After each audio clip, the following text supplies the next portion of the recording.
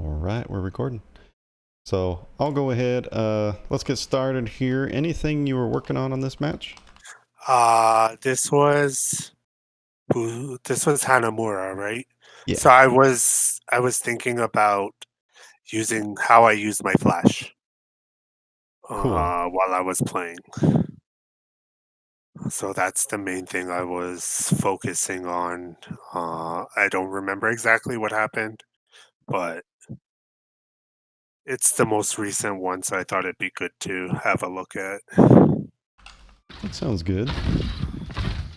How'd you feel in general about I that felt pull? good, I think. Pull, dash, and a hook. Nice. Hey there.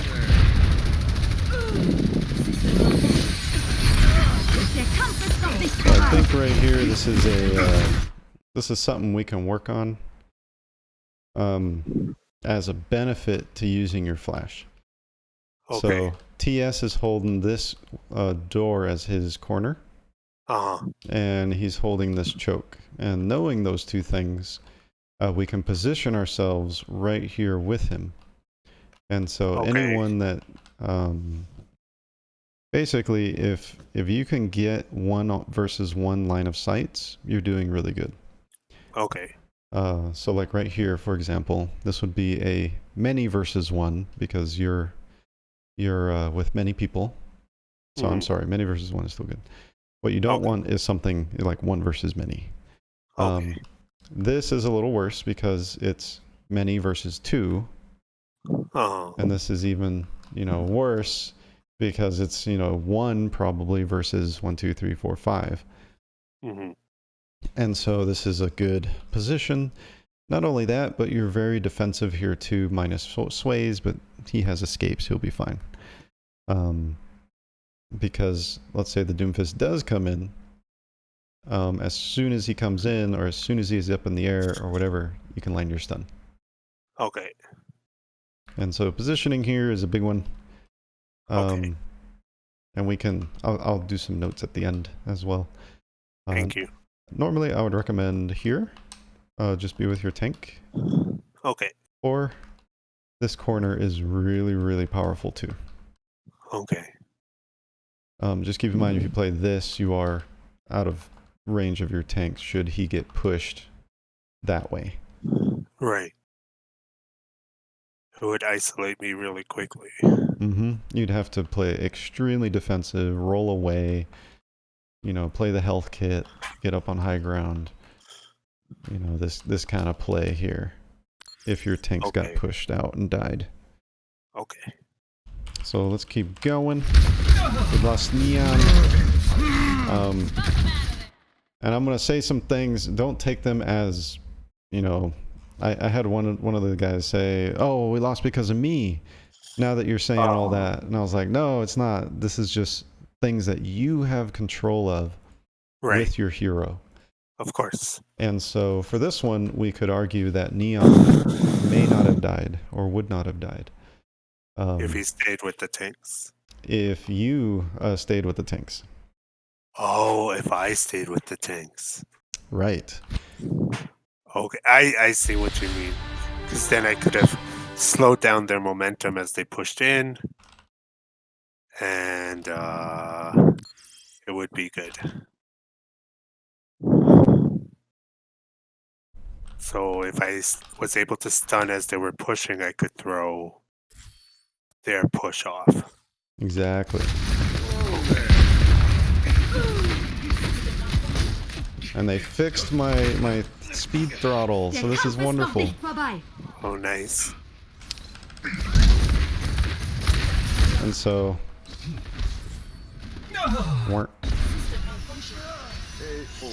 Right here, you can see the range. We have both healers in the front line. We're getting a res off. Both DPS are really, really defensive in the back line. Because Sways can also be brutal with his double mine combo. Left click mine. And that gives them an opportunity.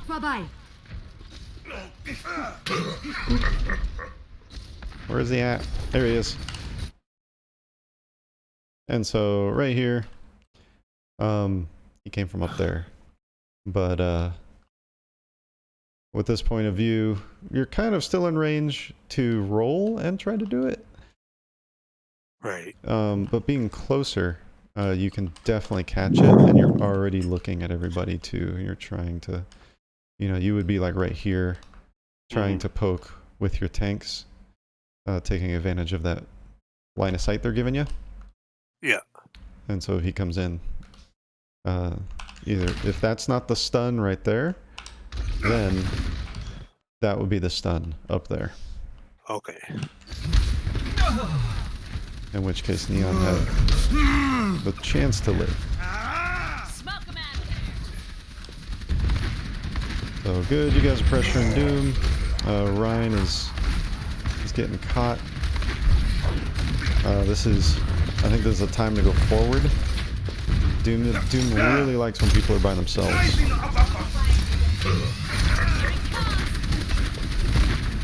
And every time he goes in, that's an opportunity for you.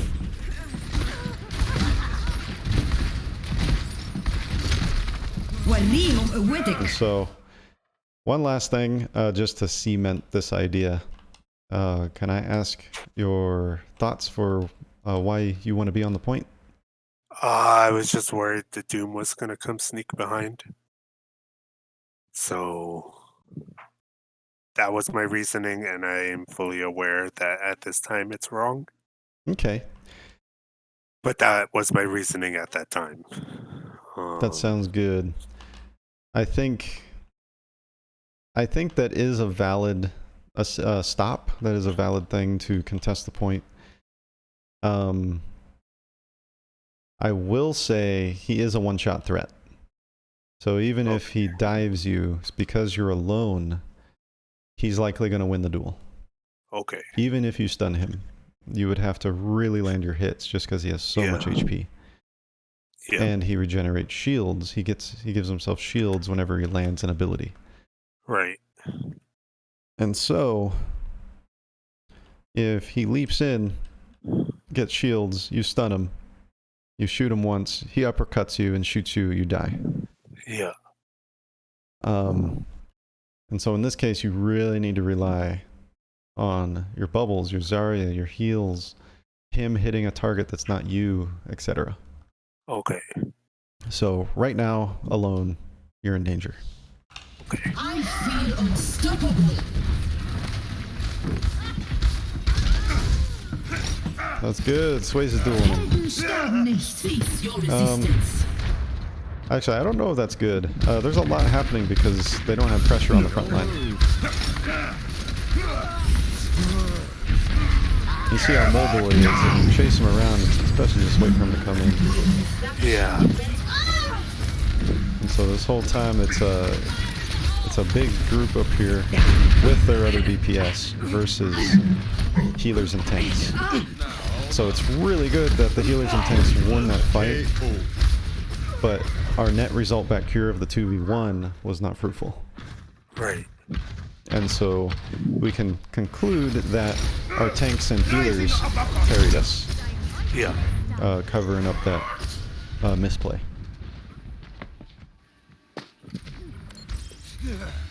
Alright, let's go ahead and speed back up to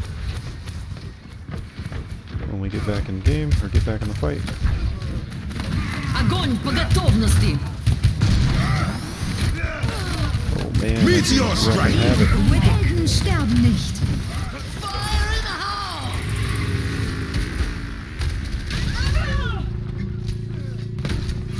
It's hand. Draw. There you go. So I kind of worked out. I do like the high ground. The danger is,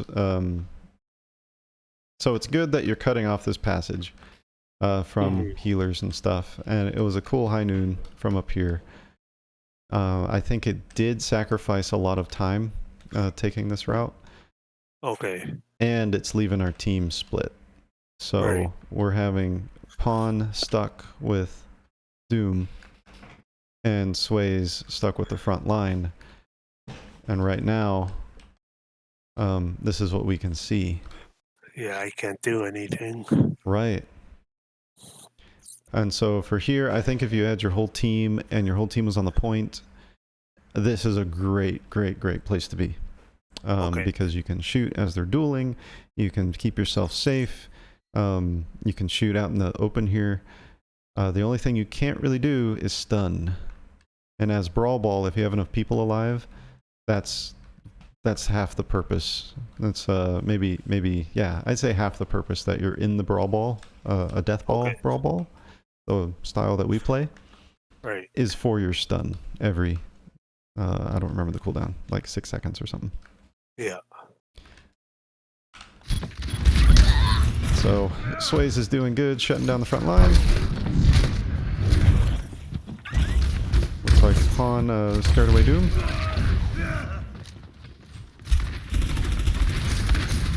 There we go. Good, we jump down, we're getting in the fight. So this is a wonderful angle, like I was saying earlier. We can really just hold this. When the barrier's up there like that, you can literally stand still and just take your time. Headshot, headshot, headshot, headshot. When the barrier goes down, wiggle. 60 seconds. I like how you're sticking with Rein. Helden sterben nicht. Follow up stun. Oh no. Stun him. So if you ever catch... Oh, that works. If you ever catch yourself in a position to do a follow-up stun, take advantage of it. Okay. A stun in between the two tanks would have locked them both into a longer stun. Okay. And if you waited maybe a fraction of a second, and this isn't for all Roadhogs, but the Roadhog may have used his drink or his take a breath. Okay. In which case you right would have stunned after him the after. ult. Mm-hmm. Okay. Yeah, I was really surprised to see that Hog did not take a breath. Normally that would happen after he got stunned, or that low on health. So it may have been on cooldown. One thing that's kind of weird, and this may be because he charged, but Rein is no longer in position, so you'll have to use that corner. 30 seconds. And you're safe. Nice. I like the high ground.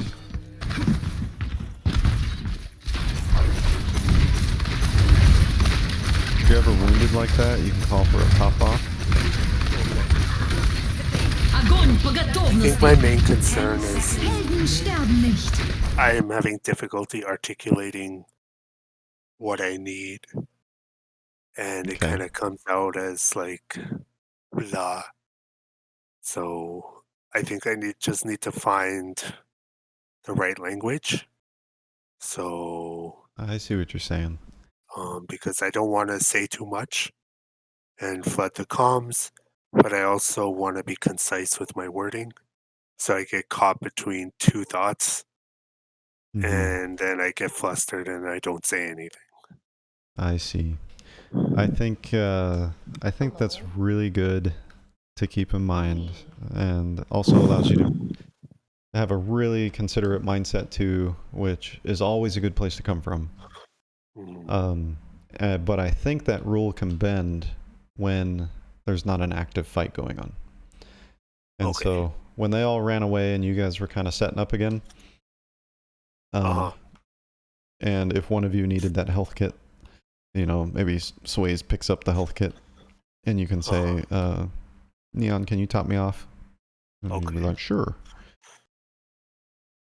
But yeah, in the fight, basically you want to kind of reserve the comms for something like flank on high ground, or, you know, flank, or just one word. Even if you can get one word out, it's better than nothing. Okay. One thing I wanted to mention was our grav.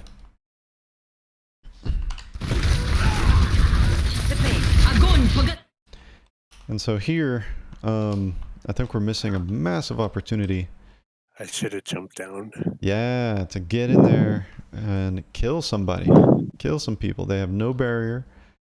They have a couple tanks and a dude with Discord. They're getting healed, but it's not really much.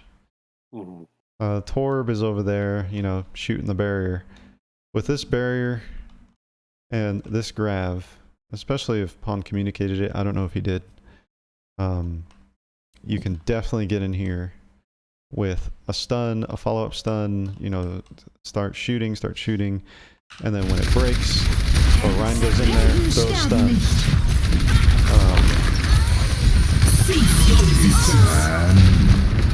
Or even hide in it.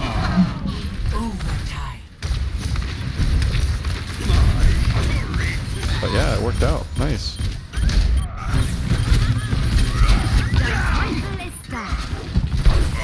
It's good, it's good. I know it was the end of the match, but don't sacrifice your high ground. Okay. In a situation like that. I think the flash still reaches. I wasn't sure about the range. So, yeah, the decision I made was to...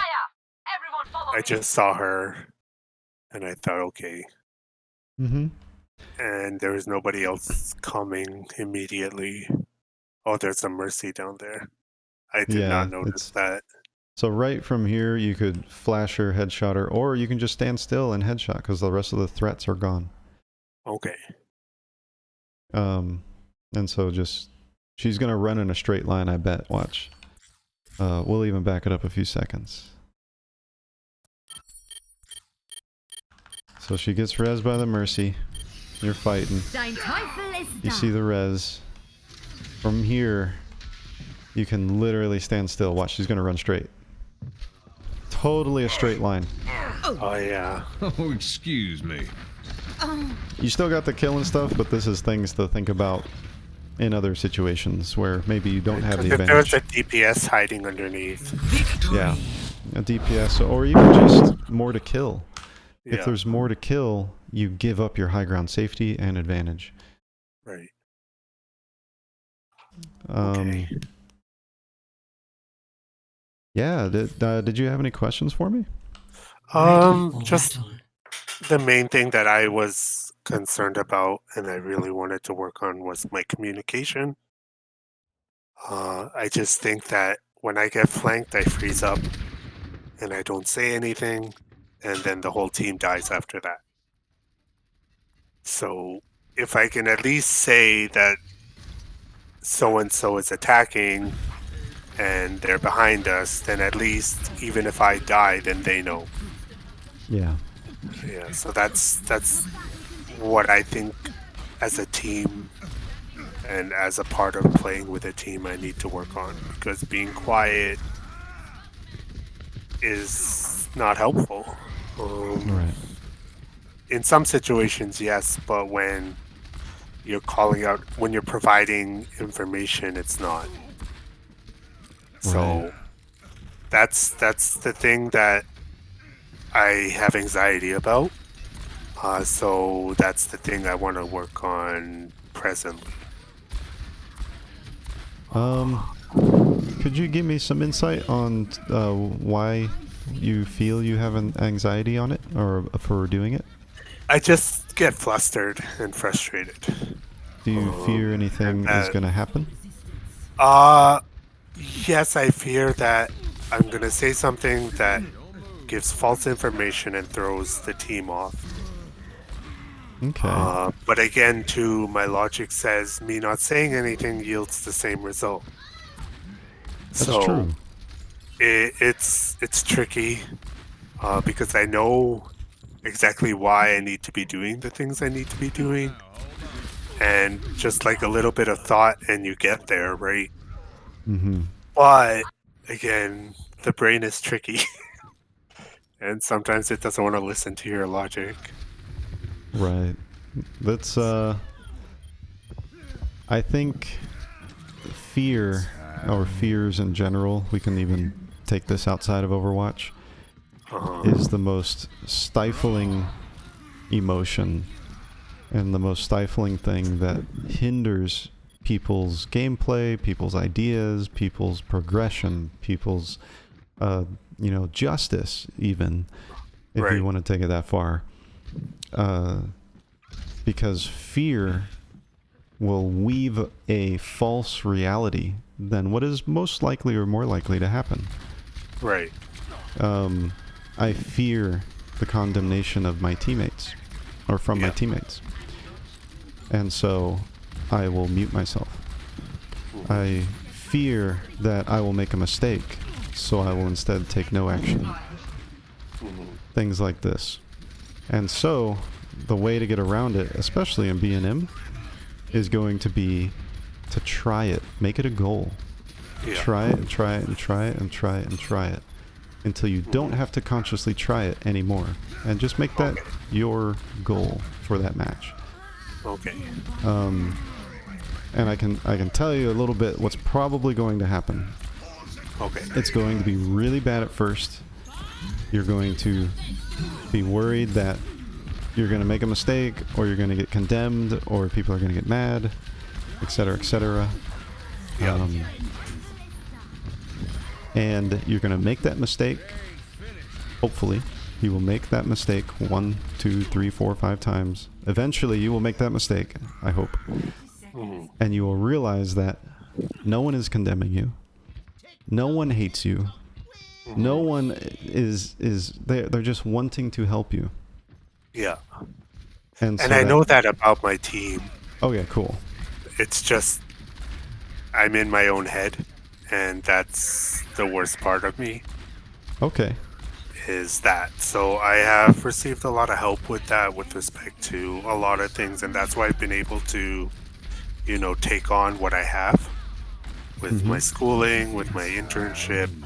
It's because of the work that I put in regarding believing in myself and silencing my doubts. Good. Because, again, I'm capable. I'm very quick to learn.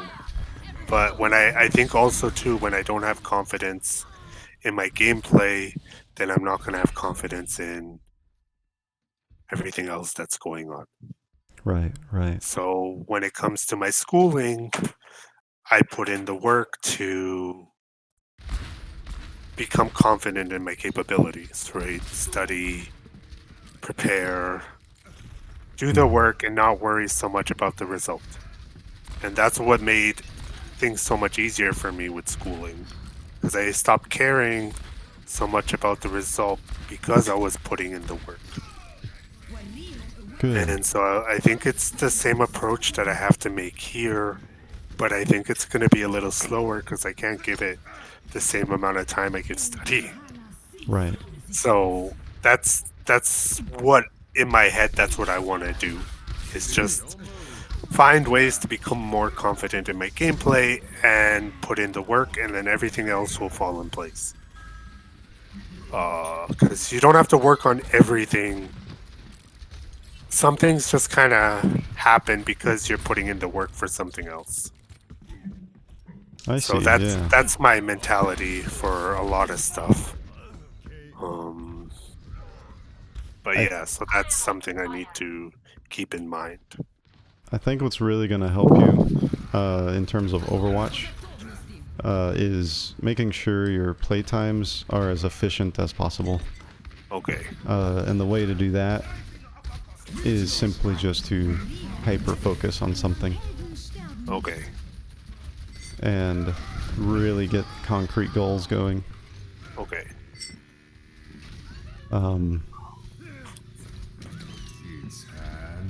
Yeah, that's gonna be best. Okay. So I'll get you some goals going for this session. Let me grab my... It's fine, I have an empty piece of paper here. Alrighty, Go I ahead. can type it out too. It'll help if I write it down too. Okay. So as McCree, goal number 1 is simply going to just be stick closer to your Rein, physically. concrete goals to that end. Yeah. It's going to be use his natural cover. Like we saw at the beginning, if you're using the door, you use the door. And it's also going to be, so that could be a concrete goal. In a match, use the same natural cover that Rein uses. Okay. Or only use that natural cover that Rein uses. Another one is, let me see, another concrete goal is move and fall back along with Rein. And so in a match, I will always move with Reinhardt, or move and fall back with Reinhardt, you know, something like that.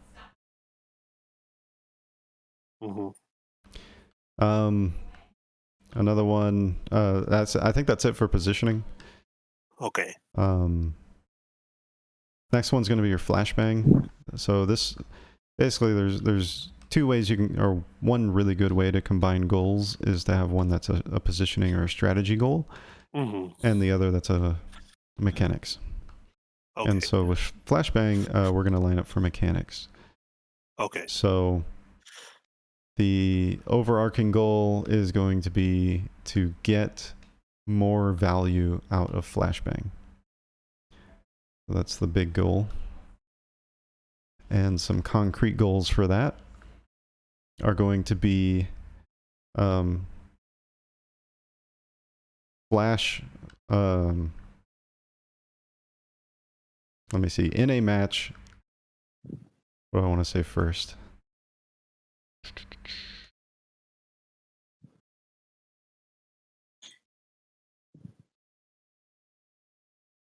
Yeah, let's, in a match, it really depends. In a match with a flanker, let's do that. Okay. I will only flashbang the flanker. Let's start there. That way, you're training your eyes, you're training your mind, your whole purpose has been focused onto these flankers. And so you're going to save your flashbang specifically for those heroes. Okay. A simpler goal would be, I can only flashbang flankers this match. Okay. And another concrete goal, I will always follow up a stun. So a shatter, a brig hit, a trap, anything that breaks a character's control, follow it up. And so just really look for those this match, or in that match. Okay. And be ready and waiting for them. Okay. And look at the roster too, you know, pick the goal that makes sense for the roster. If you don't have any stuns on your team, don't worry about doing that goal yet. Yeah. And of course, while you're doing that goal, it may make sense to not stick to Reinhardt. Okay. If there's a flanker. So it may make sense to, in order to do that other goal with flashing, maybe not the flanker one, but doing follow-up stuns. Okay. If it makes more sense to follow your brig around so you can follow up stun with her, do it. Okay. That just means you can't do the other goal. Right. So, let's see. Other than that, I think high ground, let's try not to give up high ground and only take high ground if a fight is not happening. So those are our big ideas. And so one of the concrete goals is I will start every fight this match from high ground. And so the fight's already going on. You want to put that in parentheses. Don't go to high ground. If the fight's not going on and you're waiting or you're getting in position or something like that, go ahead and get in high ground. And then another one would be, I will not give up my high ground this match.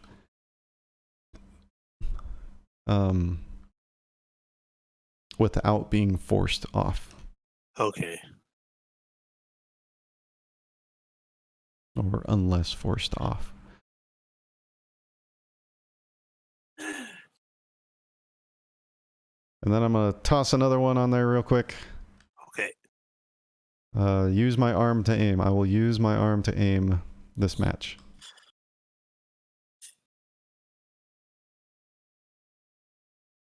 And that's another mechanics goal. And you can use a combination of your arm and your wrist. Your arm to get the big swing, and then your wrist to do the micro movements that you need. But you'd be surprised. You don't need to move very much for a lot of Overwatch heroes. Okay. Especially like we saw, you know, at kind of, if you want to toss this one on there, this is a little more advanced past what we're working on right now. But the whole anticipation thing I was talking about, where I bet you she's going to run in a straight line, kind of put that into your play.